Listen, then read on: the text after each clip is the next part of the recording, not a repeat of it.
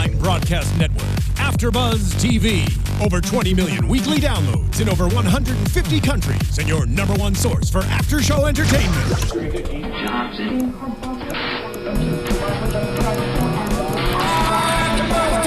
AFTERBUZZ TV, the destination for TV superfans, producing aftershows for over 300 of your favorite TV shows, interviewing celebrities and showrunners, and bringing you behind-the-scenes exclusives. All thanks to E! Entertainment's Maria Menounos, producer Kevin Undergaro, and internet leader Akamai. Now, let the buzz begin! Hey there, Saul fans. Welcome back to the Better Call Saul after show here on AfterBuzz TV. Talking about Season 1, Episode 5. 5-0.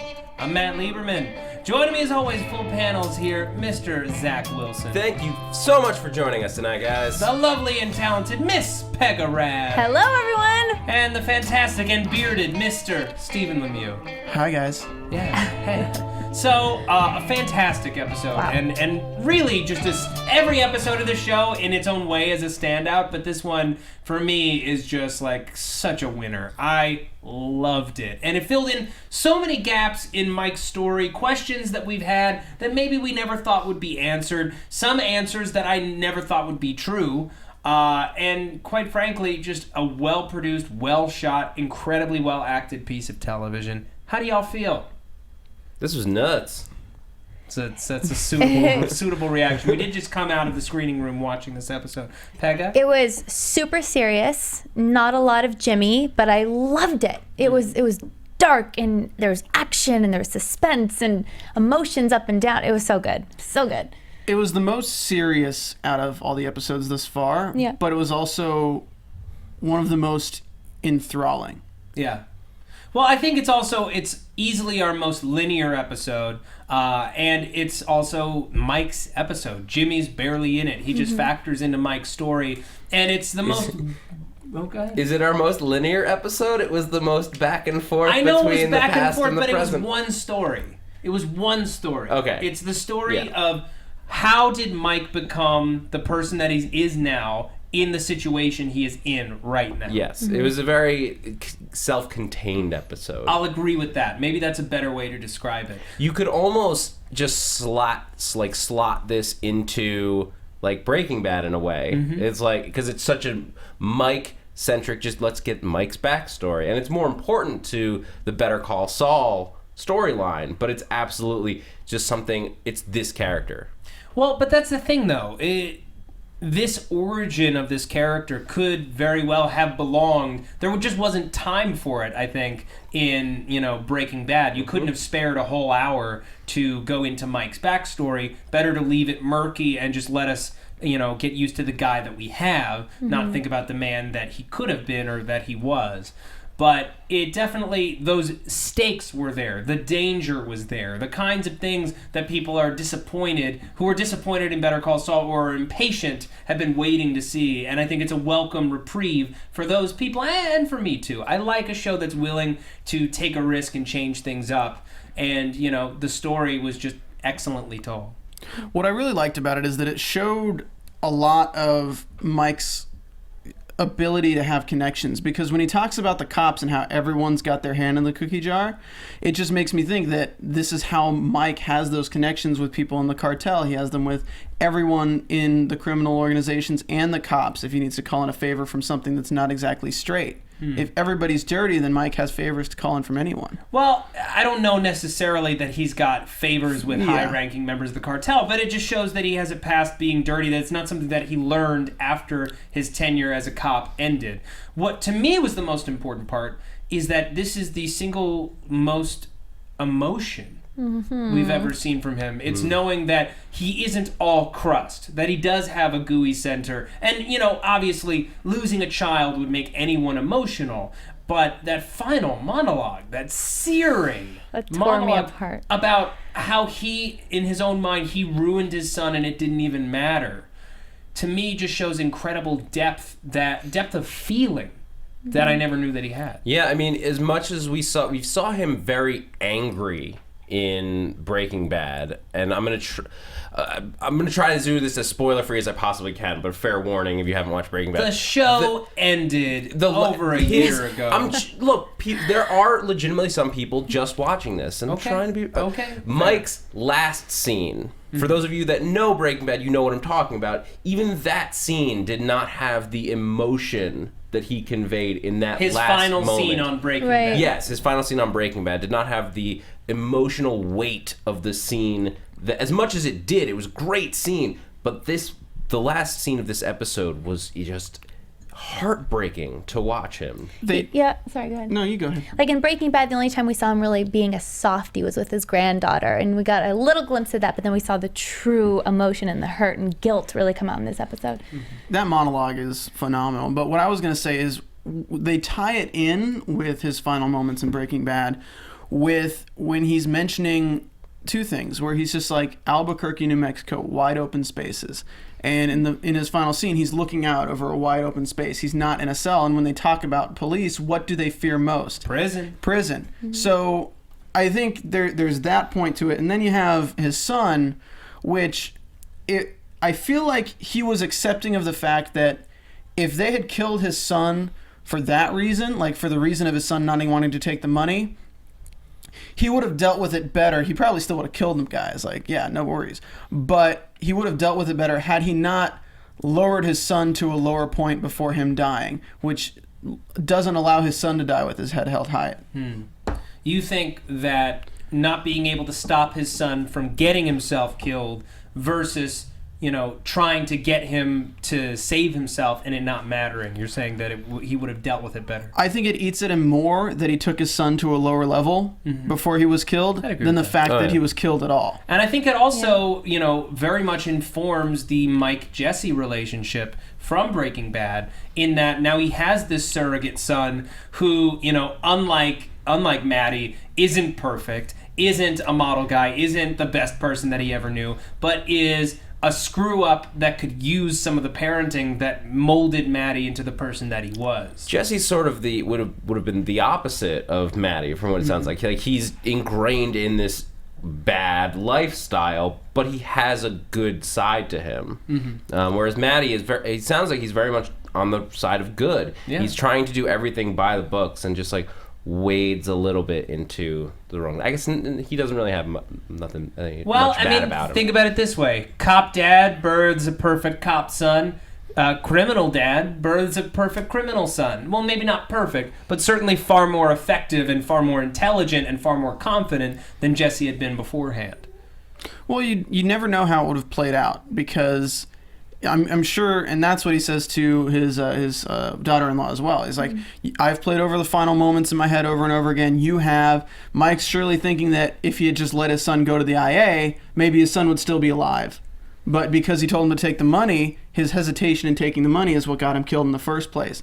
So there's so much regret built into this character. And I got to say, my parents haven't seen Breaking Bad, and I'm having them watch Better Call Saul. So I can't wait to see what their perception of Mike is in Breaking Bad, because we're building up this character, and it's going to make the relationships between him and other characters in Breaking Bad mean so much different it's gonna things. Be so fascinating. To reverse watch it. It sounds like you're using your parents as like an experiment. Yeah. Pigs. It's like Very much independent lab testing. What happens if you watch Better Are Call you Saul feeding first? them at least? I mean, Maggots. Well, it is and isn't like this, but this kind of reminds me of, I had a conversation with a friend a couple days ago about Star Wars, and about how instead of two separate trilogies, if you watch them 1 to 6, it's one story about the rise and fall and redemption of Anakin Skywalker. And I'm just very curious. I almost wish, as much as I love Breaking Bad, I wish that I hadn't seen it so that I could do this sort of reverse engineer. No, I'll just watch it through from the beginning, like the chronological beginning of the series. Do you know what I mean? yeah. I mean, yeah, it's not quite this, just because this... Because it's all good and there are no bad ones? I just hope nobody's like, you have to watch Breaking Bad season 2, then you watch season 4, and then 3 and 5. No. Well, no, just because like this, what's great about this series is that it's not. It's more Breaking Bad spin-off than it is prequel, because it's not about like what was Walter White up to before Breaking Bad, what was Jesse up to like in his high school days. This is about a smaller character that ultimately like plays a big part, but isn't the kickoff. Like in Star Wars, Anakin Skywalker is like the key that holds the entire story together for both sets. He's one of the first characters on screen in Star Wars. The first one. But Jimmy / Saul is his own, in this show is his own man, and he's just a not a bit player, but he's just a small part of a much larger tapestry in Breaking Bad. Can I just say that I called it? I'm gonna be that guy. Yeah. And that Go ahead, please. And that last week I predicted that somebody on the Force had killed his son, and he killed them, and he's left to get away from that. Yeah. Yeah. And you were right. I was right. Yay, Stephen, enjoy this moment. I get to doesn't enjoy happen it often. so often, and you don't. I know. It's almost second fiddle to... I mean, not second fiddle. Anyway. Yeah. So this episode, do you want to talk about the interrogation scene? Yeah, let's jump into the interrogation scene. We'll start with the present, and then we'll go past, and then further past. But Jimmy arrives. His client is in trouble. He needs him for one thing and one thing only. Listen, I need you to spill this coffee on this guy. He's gonna put his book in his pocket, and then I'm gonna take the book. And what? He wants so badly to work as a lawyer. Yeah. Like, he just wants to do his job as a lawyer. I feel like he's loving this Matlock phase right now. He is, and it's like he gets this call, he comes and he reports to duty, and it's like he just wants him to spill coffee. Like, no, so close. Mm-hmm. And I love how the cops remark to him, "You look like Matlock." No, I look like young Paul Newman dressed as Matlock. That's what I'm going for. I'm not Matlock. Yeah. And I love that distinction. I love that nobody ever gets his show references. Mm-hmm. Because they're golden nuggets throughout the series, and nobody ever gets them. It's almost like breaking the third wall in a way that you're just assuming that nobody's ever seen the fourth wall. In the way that you Did assume. you really say third wall? It's breaking the third wall, Matt. Oh, man. Okay, don't make that thing. I use 2-panel sets. So, let's get this straight, folks. Jimmy does not want to spill this coffee. He wants to do his job. And over the course of this scene where he asks him to explain it as if he has no familiarity with the case whatsoever, because that's the truth.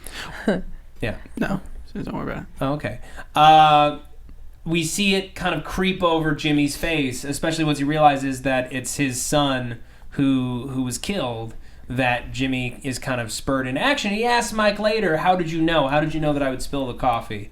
And not only is Mike just great at reading people, I think he's aware dead kid spurs someone into action. Am I wrong? Is that an oversimplification? I think he feels for Mike in that moment. Like he sees that.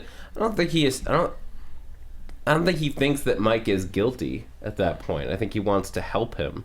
I also, and that's a big thing that Jimmy has. He does want to actually help people. That is, I think, a huge part of who he is. But I think also he's never seen Mike really as a person until right now.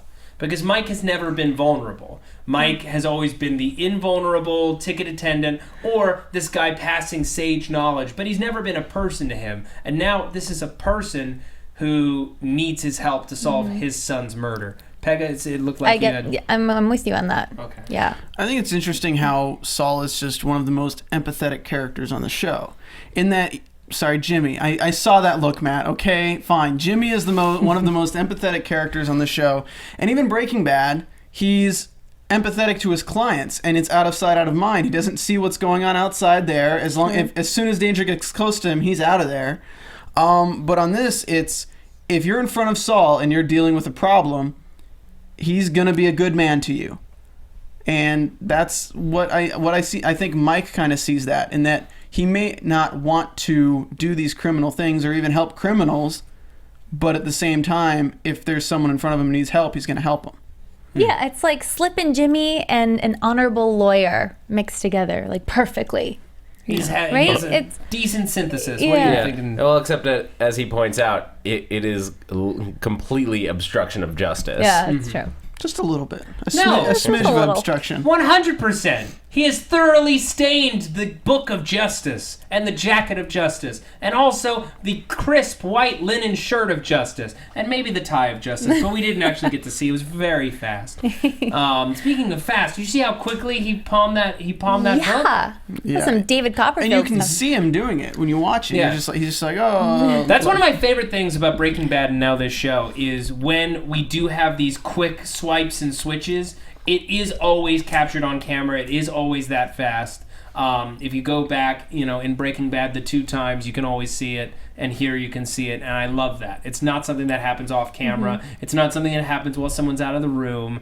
Like, I can It's not appreciate magic. that. No. And it's there's so many people who didn't like Breaking Bad that they had Walt explain the stevia, and you're like, I'm glad that they explained the stevia. It may seem unneeded, but at the same time, it's another one of those moments where they're showing you that it's just not magic that this happens, and you can't just make things happen like that. Yeah. It shows an effort. Yeah. It's because these shows are grounded in the real world. As much as I may love science fiction and fantasy shows, they're some of my favorite pieces of television, but this show is grounded in reality, and it uses that world that is the world we live in to drive the story and make the show better. Yeah. Well, if you use a camera angle for a pickpocket, you're going to do the wide shot, and then you're going to go close in on the shoulder when they bump, and then you're going to go wide again so you don't see the pass. In this way, you actually see it and think that something could actually go wrong. Like the guy could notice it, that anything could happen. It's more Mike's perspective. True. And I love how Jimmy's like, they think that you killed 2 cops. And he's like, yep. Yeah.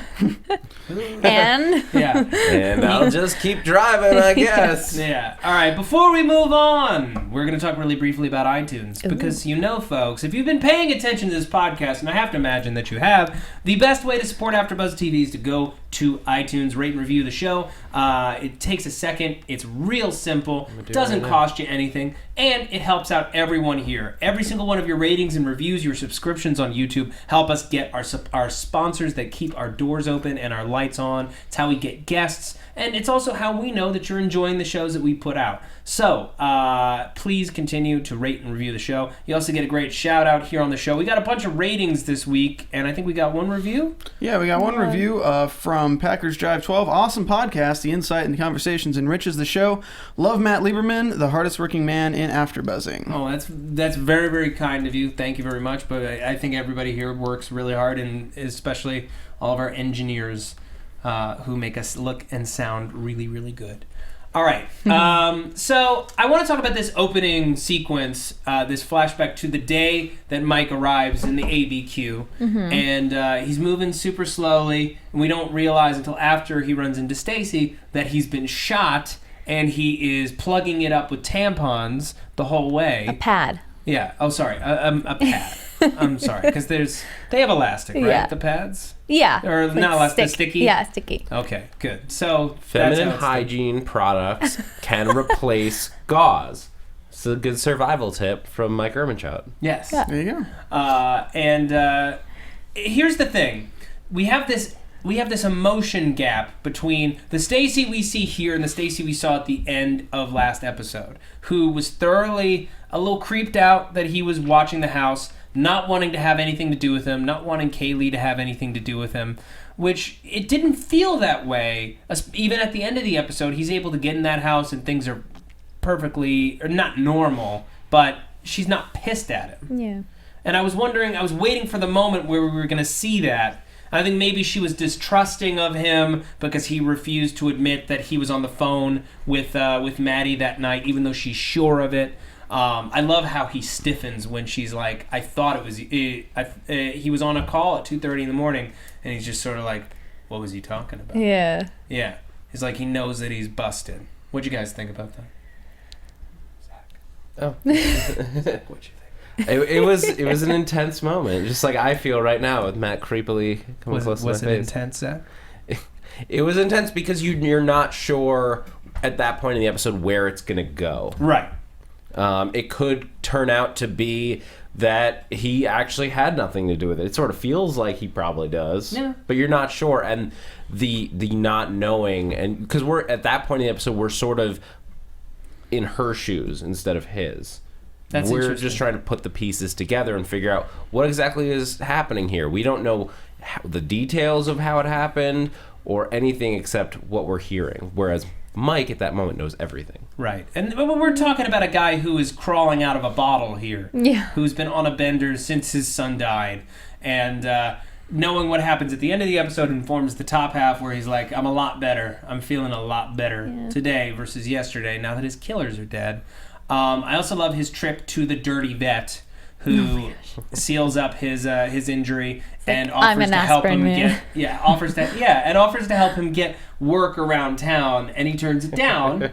And eventually, I wonder if we're going to see him go back to that guy, or if he's going to be getting all of his business through Tuco and Nacho. I don't know.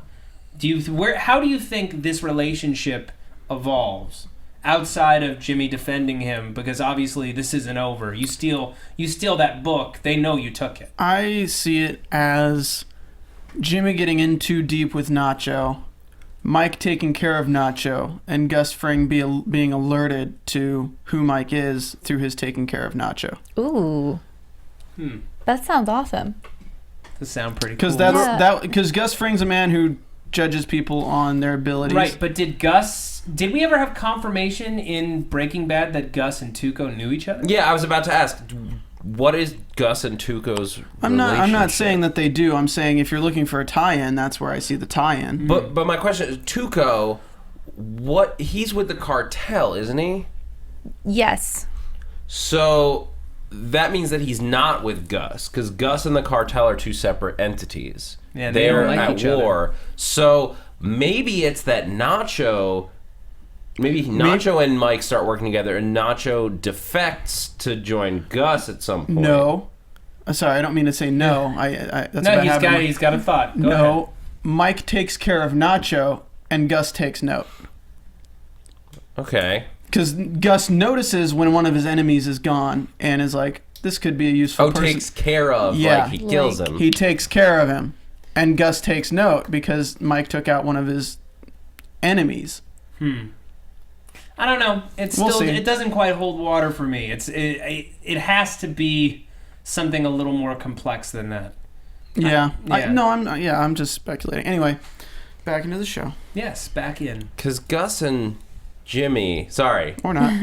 Look, I'm putting, there's so many pieces to put Let in. him play with the pieces. Gus and Jimmy, or Gus and Saul, since that's the timeline, don't really have he just knows him as the lawyer. They don't have like a personal connection, a personal history between the two of them. It's Mike who links the two of them. Sure. Yeah, so it wouldn't be through Nacho, since Nacho and Jimmy have such clearly there's a connection building there, and Jimmy has ties to the cartel. So I guess Mike is going to deviate from Jimmy at some point. Yeah, it's too early to tell. It's definitely too early to tell, and speculating at this point is just going to be that. It is episode 6, guys. It's 6. 6, not 5? 6, not 5. So we're pretty far into the season, surprisingly. Things have flown by. It's only confusing because it's episode 6, but it's 5-0. Because we've had Uno, Nacho, Hero, Miho, Alpine, whatever boy, and Miho, and now or Jello, 5-0. Jello. Right, Jello. Without Jello, getting lawyers 5-0. involved, we'll call it Jello. Yeah. Forgot our Jello. Oh yeah, Pegah brought in Jello for us to eat during That's so the show. far away. But yeah. Yeah, let's talk about Mike in Philadelphia taking care of his son's killers. I really enjoyed this sequence. Now, he definitely drank. He was definitely drinking, but he was smart enough to be able to set this thing up, planting the gun in the car. You guys felt that he was putting it on more than he was actually drunk. Oh yeah, he wasn't drunk at all. Oh, for sure. You think he wasn't drunk at all? I think he was drinking a little bit. He was drinking, but he's smart about it. Yeah. No, I think he was drunk. Really? He wasn't. He was definitely acting at that point. Not like blackout drunk and smart enough to know to play it up. That's some good aim for a drunk guy. Look, Me sober, I'd be like, we're talking about Mike Ehrmantraut. End of That's true, season but- 3. So he went into this bar knowing precisely what's going to happen. He knew what he was going to do. He knew what was going to happen. He knew he'd end up in the backseat of the cop car. He played it up so he would be drunk, so they'd put him in the car and they'd have an excuse to put him in the car. He went in that bar. He had drinks, but he's an alcoholic. He has a tolerance. He had drinks, and he played it up when he was talking to them, saying, "I know you did it." And then from that point on, I feel like he was sobering up, and that's why he stayed till the end of the night. Acted way drunk, gave the guy an alibi. He'd be too drunk to shoot a guy. He'd be too drunk to be able to aim a gun well. That's what the bartender would say. And it's not weird that he went to Albuquerque. He said he was going to Albuquerque before he left. Yeah. And like, why would Mike was alone? He left alone. Why would he be near those cops again? I don't know what you're talking about. Solid alibi right there. He walks home. Solid alibi? It's a fairly solid alibi if that's the only witness of the bar. So, I mean, dirty Mike. Yeah, I know. I get it. Good job, Chandler. Oh, God. But It's a solid alibi. SAULID alibi. If you guys didn't get it. SAUL. You have got an alibi. Yep. No. Okay, Mike. So I think he was sober when he left the bar. Okay, I think that's fair, or at least soberish. Sober-ish. Yeah. Sober enough, and he knew that they would be paranoid enough to pick him up, that they'd be staking the place out. Oh, he's provoking them 100%. Oh yeah, and I love that he did it. I love how he did it. Cold-blooded. Hell yeah. It's just so very, very him. And the gun that he had in his pocket was unloaded. Sets them up. They bring him to the abandoned car park. We all know what's going to happen. Yeah. We're just really excited to see how. And they put him up against a telephone pole and then turn their backs to him to discuss what to do. Fools. Idiots. They don't know Mike. Yeah. Yeah. Yeah. They don't know Mike. They don't know Jack. They don't know Jack. Yeah. So he goes to Stacy and he lets her know that her husband was not dirty, but that he was. Now, I had been of the opinion that Mike was a clean cop while he was on the force. I just assumed that was it, and that it was something later, something like the murder of his son, that made him turn dirty and made him turn away from the light. But apparently, that's just what you had to do to get by back in Philly, and it was a huge piece of his backstory for me. It's important to know that that's something he was doing, but it's not because he liked it or because he wanted to or because he thought he was a big shot. It's what you had to do to survive on the force. Yeah, I don't think he was the type he wouldn't have done what Hoffman and Fensky did. He wasn't taking anybody out. He wasn't hurting anybody or like running protection scams. I think he would occasionally take a taste of like if they busted somebody, he would take some money. He would take it because if he didn't, he wouldn't be part of the force. Yeah, it was like a passively dirty cop as opposed to an actively dirty cop. Right. Well, now he's got to deal with two seemingly very non-dirty cops who are all up in that ass, trying to stop him. Big props to Omid Abtahi, who plays one of the cops. Big props. Buddy, yeah. I gotta point something out that I just kind of realized. I should have said it earlier when we're making Breaking Bad comparisons, but it's very sad that his son died for nothing. And then it's very sad that Mike for nothing. Mm-hmm. Yeah. Because the second sentence after Mike is, I'm sorry, Mike. I just realized I could get it from her. Mm-hmm. I didn't have to do this at all. They both just for nothing. Yeah. Like father, like son. I mean, that's... Spoiler alert. Just for a show that Go watch Breaking Bad! Over a year ago. It's all been available for a very long time. You're the one with the Netflix. experiments, Steven. My parents don't watch this after show, though. Oh, okay. But it's like, as much as Mike didn't want to talk to Stacy about Matt, I feel like a big weight was lifted off his shoulders once he said, like, he was a good cop. Like, he was just forced into doing that. So Yeah. it was sad. Well, now we've got Jimmy and Mike tied at the hip, having obstructed justice together. It's time to talk predictions. Ooh. Already? Wow. Kind of blew through it. It's a very straightforward episode, even with all the time. Very good episode, but yeah. Can I give some shout-outs to our YouTube commenters? Please do. All right, so we got some pretty good comments. You guys are rocking this out. I mean, since we have time, let's go through a few of them. Dave G on YouTube says, Hummel figurines can be worth big bucks. The shepherd boy with sheep is worth over 1,000. Whoa! Fabio Santana says, hey there, love your show. We were bound to see Gus Fring before Walt and Jesse because of Mike. Do you think we'll see the cousins, a.k.a. the twins, Tuco Salamanca's twins. The guys with the boots. Yeah. Yeah. Almost forgot about little old Chandler from Andrew Origlio. Cool Papa B says, you guys brought up some good points about why Jimmy wanted to get into elderly care law. Another reason I think is Jimmy's desire and effort to do legitimate work and stop being Slipping Jimmy. He wants to keep his promise to his brother and build his business the clean and honest way. And I think deep down Jimmy wants to do things clean, honest way, but eventually he will revert back to Slipping Jimmy because it's easy for him and he will eventually become Saul. But the way Gilligan and Gould is, there will be a lot of twists, turns, and drama getting them. Well, it seems like a big problem is looming because he's making all this happen because of the money that he got from Nacho. Because of that bad, dirty money. And now, not from Nacho, I'm so sorry, from the Kettlemans. Yeah. From the Kettlemans.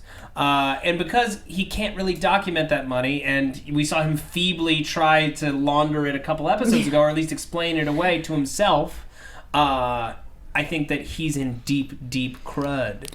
Doo-doo. Sam Packer says, poor Steve, he's the Lieberman of AfterBuzz. I have no idea what that means at all. I think he's comparing this to SourceFed, maybe? Maybe. But I don't know. is that supposed to insult you? Yes, it is, because it's the way I get treated on SourceFed is the way I treat you here. Thank you, Matt. Good to know that it was an insult, not a compliment. I love you.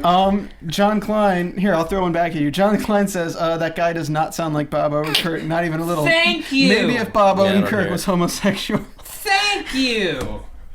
I love negative YouTube comments. Don't do them, but they're fun to read sometimes. Yeah. Don't feed the trolls, Steven. But yeah, so we've got it coming from the financial side, and then we also have the obstruction of justice pending charges on the other side. So in one fell swoop, Jimmy is really in trouble. And we're going to see the stakes start to ratchet up even tighter.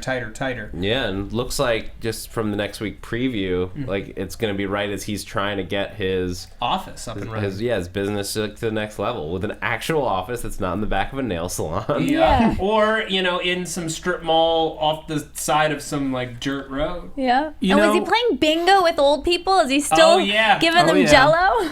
You know what I think is great is because isn't Saul the one who recommends to Walt that he needs to launder his money through a business? Yeah, and this is what he's going to be doing with the what are they called? The last names? Kettlemans. Yeah, this is what he's going to be doing with the Kettlemans. He's going to create a business that they can launder their money through. Well, no, because in the preview it sounded like they were saying that they need to get the money back because they have to. I don't know if they're going to try to put it back or repay it. I think they were saying if they're going to put the money in, they need to keep an accounting so they get every single penny back because that's in her mind that's their money. It's our money. We didn't steal it. This is our money. Because they're crazy. Because they're crazy. Cray. So you don't think that they're because I guess what we saw was them we need to get every penny, and then we saw him nervously counting the money he had left. Do you think that I thought that was him saying we need the money back? What I saw it as is he's going to propose to them to open his business and to launder their money. And they're saying to him, if we do it this way, you need to keep a receipt and accounting of every single penny of our money because we want it back. How can we give a receipt and accounting of stolen money? It's not stolen. It's our money. No, you definitely. It was owed to us. He put in Crazy 30 hours a Kettlemans. week. That's not even counting the hours that he worked. That's not. Oh, look, it says a shepherd boy is Hummel is $2,000 real retail price. Wow. Can I have some? Get me a shepherd boy. Yeah. Oh. Hey, Hummel. A Hummel. A Hummel. A Hummel. That's Relax. a big Hummel, Chandler. God. Wow, Chandler, fill me up. Good for you. Wow, I am so full. I couldn't fit another inch of you, Chandler. Send us your best talking toilet quote, and we'll do it on the show. We'll read it on the show in next Chandler's week. voice. Hell yeah. Do it on iTunes. Yeah, Yeah, there you go. Comment on iTunes, and we'll All right. do it. Any final thoughts? Love the episode. Love the episode. Loved it. All right, folks, that's going to be all for us this week. I hope that you enjoyed the podcast. We'll be back next week with an all-new episode talking about episode 107. Zach Wilson, where can the people find you? You guys can find me on Twitter at @ZachWilson, ThatZachWilson. Whole bunch of shows here at AfterBuzz. Tomorrow, Agents of S.H.I.E.L.D. Later in the week, Archer. And Pegah? I can be found on Instagram and Twitter at Pegah Rad. Also later on tonight at 11, House of Cards after show, and then tomorrow the following. Woo! All right, you can find me on Twitter at Stephen Lemieux. That's at StephenLemieux, as well as doing Graceland's coming back up soon, and Helix here on Mondays. All right. I want to thank you all for joining us. You can find me on Twitter at Matt Lieberman. That's MattLieberman. You can find all my videos on my personal channel, youtube.com/c/Matt Lieberman, SourceFed and SourceFed Nerd, and Banshee and Helix here on AfterBuzz. I want to thank you so much for joining us. We will see you next week. Have a good night. From executive producers Maria Menounos, Kevin Undergaro, Phil Svitek, and the entire AfterBuzz TV staff, we would like to thank you for listening to the AfterBuzz TV network. To watch or listen to other after shows and post comments or questions, be sure to visit AfterBuzzTV.com. I'm Sir Richard Wentworth, and this has been a presentation of AfterBuzz TV. Better call you later. The views expressed herein are those of the hosts only and do not necessarily reflect the views of AfterBuzz TV or its owners or principals.